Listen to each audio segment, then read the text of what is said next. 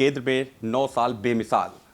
MCD में कैसे रहे पिछले 9 साल? समस्त दिल्ली में मैंने अपने क्षेत्र के अंदर एक नंदनवन बनाकर लोगों को समर्पित किया है। अभी हाल ही में एक घटना देखने को मिली, जिस तरीके से गाजीपुर लैंडफिल साइट से जो कूड़े को जिस तरीके से चोरी छिपे गाजियाबाद में शिफ्ट किया जा रहा था, उस पर क्या कहना है आपका? अब चाहे गाजीपुर लैंडसाइल से गाजियाबाद में कूड़े को डलवा रहे हैं, चाहे हरियाणा की तरफ गुड़गांव की तरफ बंधवाड़ी की तरफ कूड़े को डलवा रहे हैं, ये इस तरह के योजनाबद्ध तरीके से आम आदमी पार्टी काम कर रही है। हमने भी 15 साल भाजपा ने निगम चलाया है, किसी के साथ में ऐसी ना नीति करी, ना इस तरह का वातावरण उन्होंने बनाया। भारतीय जनता पार्टी एमसीडी में थी, लेकिन अब आम आदमी पार्टी है।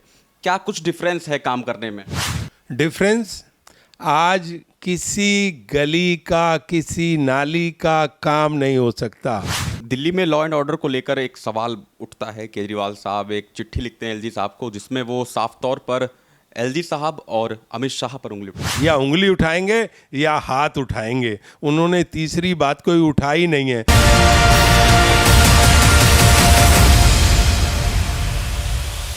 नमस्कार, आप देख रहे हैं नेशन लाइव, मैं हूं आपके साथ रमन। 2024 का लोकसभा चुनाव बेहद नजदीक है, जिसको लेकर सभी पार्टियों ने अपनी कमर अभी से कस ली है। या यूं कहें, एक तरफ जहां विपक्षी एकता देखने को मिल रही है, पटना में हाल ही में मीटिंग हुई जिस तरीके से सभी एकजुट होकर, और उनका सिर्फ एक ही टारगेट है 2024 में मोदी जी को कैसे हराया जाए। लेकिन इस वक्त मैं दिल्ली में मौजूद हूं। दिल्ली के कालकाजी विधानसभा क्षेत्र के श्रीनिवासपुरी वार्ड के पार्षद राजपाल जी इस वक्त हमारे साथ हैं बातचीत के लिए। सर, बहुत बहुत स्वागत है आपका नेशनल लाइव में। सबसे पहला सवाल ये रहेगा, केंद्र में 9 साल बेमिसाल, एमसीडी में कैसे रहे पिछले 9 साल? एमसीडी में ऐतिहासिक काम हुए हैं। पिछले 5 वर्ष का आप मेरा ट्रैक रिकॉर्ड अगर निकालेंगे तो दिल्ली के अंदर एक इतिहास हमने बनाया है। दिल्ली के मुख्यमंत्री साहब 8 साल से विधानसभा में हैं, और मैं अपनी सीधी बात करूं, उनकी किसी मंत्री शंत्री की बात ना करके सीधी मुख्यमंत्री साहब से बात करूं कि जो काम मैंने एक छोटे से निगम पार्षद होते हुए देश के यशस्वी प्रधानमंत्री श्री नरेंद्र मोदी जी की स्नेह और आशीर्वाद के कारण आज भारतीय जनता पार्टी विश्व की सबसे बड़ी राजनीतिक पार्टी है, और उसका मैं एक छोटा सा सिपाही हूँ। मैंने अपने 5 वर्ष के कार्यकाल के अंदर श्रीनिवासपुरी वार्ड, जो कालकाजी विधानसभा का एक वार्ड है, उसके अंदर 5 डिस्पेंसरी मैंने अपने कार्यकाल में लोगों को बना कर के उनको समर्पित करने का काम किया है। एक नहीं, 2 स्पोर्ट्स कॉम्प्लेक्स, जो कोई कैबिनेट स्तर का मंत्री या मुख्यमंत्री स्तर के लोग बना सकते हैं। एक छोटा सा निगम पार्षद होने के नाते मैंने एक नहीं, अपने क्षेत्र में 2 स्पोर्ट्स कॉम्प्लेक्स बनाए हैं। पूरी दिल्ली के अंदर 2 नंदनवन बने हैं। समस्त दिल्ली में मैंने अपने क्षेत्र के अंदर एक नंदनवन बनाकर लोगों को समर्पित किया है। पूरी दिल्ली के अंदर 5 देश विश्व के जो अजूबा पार्क, जिसको हम बोलते हैं 7 वंडर पार्क दिल्ली के अंदर बना। तो मेरी इस चेयरमैनशिप के अंदर सेंट्रल जोन के अंदर सराय काले खां में बनाकर लोगों को समर्पित किया, और उससे इतनी आय आई, जो उसकी टोटल कॉस्ट आई वो पिछले 2 वर्ष में ही कवर हो गई। वो ऐतिहासिक काम हमने करने का जो जज्बा रखा और जनता को समर्पित किया, आज उसी का परिणाम है। मैं दूसरी बार इस क्षेत्र में निगम पार्षद हूं और सबसे ज़्यादा वोटों से जीत कर आया हूं। ये लोगों का स्नेह और आशीर्वाद है। राजपाल जी, हाल ही में जो ये एमसीडी के चुनाव हुए हैं, उसमें मेन मुद्दा था कि कूड़े को पहाड़ों को हटाया जाए।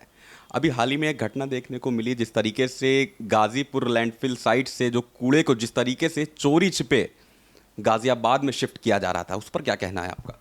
दिल्ली के मुख्यमंत्री साहब ने बड़े बड़े इश्तेहार लगाए थे कि कूड़ा का पहाड़ हटाओ, अपने क्षेत्र को स्वच्छ और सुंदर बनाओ। ये उसी का नतीजा है कि अब जनता को किस हिसाब से अपना मुंह दिखाएंगे। हमने काम किया कूड़े को हटाने के स्तर के लिए, चाहे ओखला लैंडफिल साइड हो या गाजीपुर लैंडफिल साइड हो, उसके ऊपर आपने देखा होगा देश के गृह मंत्री माननीय अमित शाह जी ने अभी उसका उद्घाटन करके वो एक इतना बड़ा यंत्र लगा करके, एक इतना बड़ा यूनिट लगा करके जिससे एनर्जी बन रही है और कूड़े का जो है सरलीकरण हो रहा है, कूड़े का निस्तारण हो रहा है, उस पर हमने काम किया। अब ये किस पे अपना मुंह दिखाएं? अब चाहे गाजीपुर लैंडसाइल से गाजियाबाद में कूड़े को डलवा रहे हैं, चाहे हरियाणा की तरफ गुड़गांव की तरफ बंधवाड़ी की तरफ कूड़े को डलवा रहे हैं। ये इस तरह के योजनाबद्ध तरीके से आम आदमी पार्टी काम कर रही है। निगम में आज 8 महीने हो गए हैं, 9 महीने चुनाव हुए, लेकिन एक सिंगल पैसे का बजट और फंड इन्होंने किसी निगम पार्षद को दिया नहीं है। चोरी छिपे लोगों के कान में मैसेज देते हैं कि आपका काम हो जाएगा, चुपचाप अपनी फाइल ले आओ, जैसे चोरी से निगम चल रहा हो।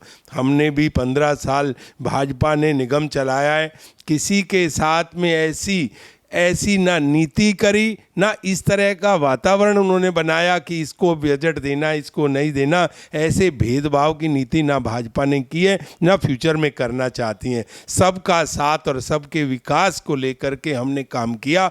आज उसी का परिणाम है कि पिछली जाला से भी हमारी 100 सीटें ज़्यादा आएंगी लोकसभा में, और पूरे विश्व के अंदर जो डंका बजाया है देश के यशस्वी प्रधानमंत्री श्री नरेंद्र मोदी ने, उसको कायम रखते हुए जनता के बीच में हमने जाना है।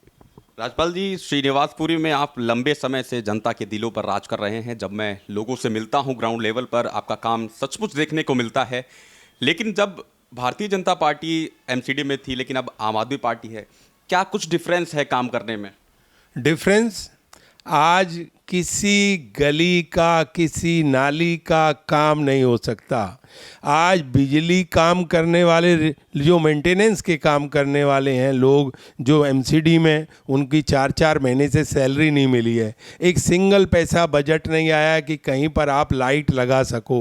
हमने कभी ऐसा दिन इनको देखने को नहीं दिखाया। आम आदमी पार्टी के भी निगम पार्षद थे, उनको भी वही बजट मिलता था जो सत्ता पक्ष के पार्षदों को मिलता था। लेकिन आज करने के लिए कुछ नहीं है, सिर्फ पार्क की सफाई करा लो, कूड़े की सफाई करा लो, लेकिन सफाई करने वाले कर्मचारियों की संख्या निरंतर घटती जा रही है, मालियों की संख्या निरंतर घटती जा रही है, लेकिन उनकी भर्ती नहीं, जो भर्ती है उनकी सैलरी नहीं। इस तरह का वातावरण बना करके एक दुराचारी वातावरण म्युनिसिपल कॉरपोरेशन के अंदर देखने को मिल रहा है, ऐसा कभी देखने को नहीं मिला था।